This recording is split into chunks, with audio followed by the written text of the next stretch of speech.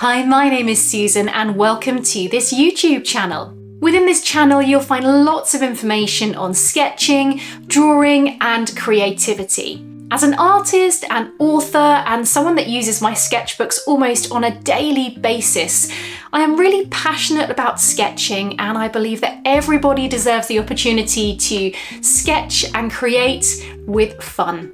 So today I'm going to be sharing with you 5 simple ways that you can use your sketchbook to be kind to yourself. Your sketchbook isn't just a place for perfect drawings. It can be a space also for nurturing, rest, and a dose of self-kindness. So let's dive in. So one of the best ways to be kind to yourself is to write yourself a gratitude list, but in one of these things, in a sketchbook. Why don't we draw it instead of writing it? So what I suggest you do is sketch tiny little doodles of things that you are grateful for. These could be super simple things like a really delicious cup of tea, your pet, your spouse, the sunlight in your room, the pencils that you use for your sketching. Just doodle a little selection of all these wonderful things that you are grateful for in your life. And this is a really fun, enjoyable, mindful way to slow down and notice what's good in your day. And I'm a massive fan of doodling. I think doodling is super relaxing and super mindful.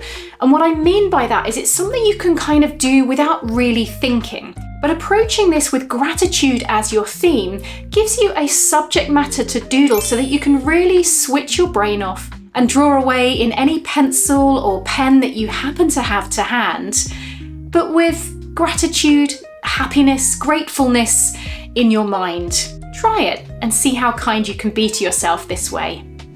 So for this next suggestion, and this one is super fun, I'm going to suggest that you do a no pressure, messy page. Now, I love getting messy in our sketchbooks, and sometimes one of the kindest things that we can do for ourselves is let go of perfection. Very often we will be looking at our sketches and drawings and seeing the errors or the problems or where it isn't how you imagined it in your mind.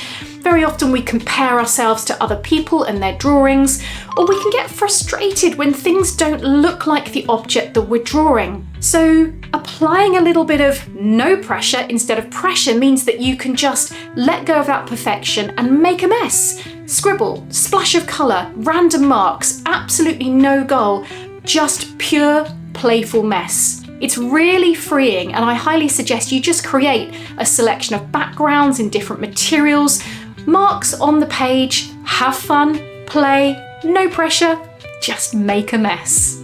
Now for the third idea, I suggest that you sketch something comforting, something that you enjoy, something that brings you joy.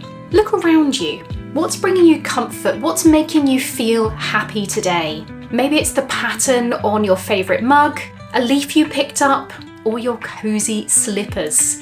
Sketch these small, familiar things around you. It helps you to really ground you and bring you a sense of calm. And I know that when I open up my sketchbook to sketch and draw things that make me feel happy, that bring this sense of comfort, this feeling that I am being kind to myself, it certainly makes me feel happy. So go and have a little look around for those things in your house that you can sketch that bring you a little smile to your face and bring you joy.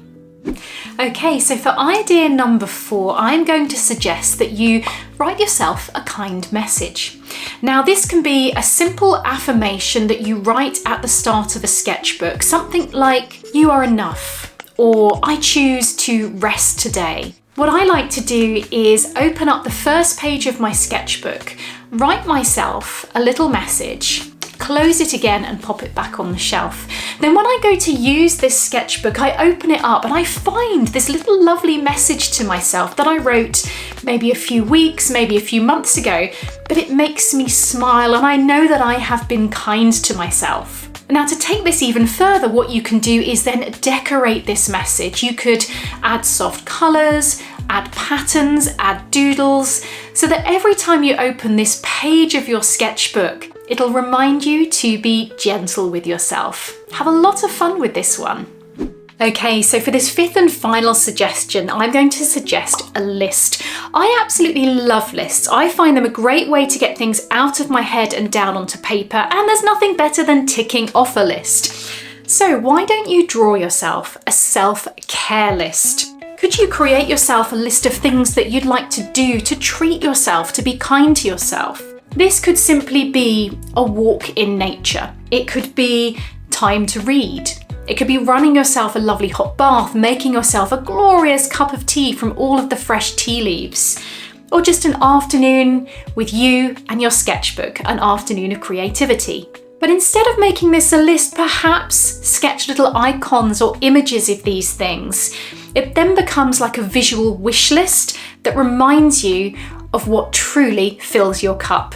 So whether you choose an actual list or little doodles, it really is a wonderful way to remind you to be kind to yourself and to carry out regular acts of self-care. So remember, your sketchbook is your space. It's a place to express, to reflect, and most importantly, to be kind to yourself. Now, if you enjoyed these tips, don't forget to give this video a thumbs up. And don't forget to subscribe for more sketching inspiration. I have lots of videos all about sketching and a creative mindset all around sketching. For example, why not take a look at my recent video, how to make sketching relaxing, not stressful. And also let me know in the comments, I love to hear from you. How do you use your sketchbook for self-care? Any other tips and suggestions are always welcomed. So I hope you enjoyed this, and happy sketching, everybody. I'll see you soon.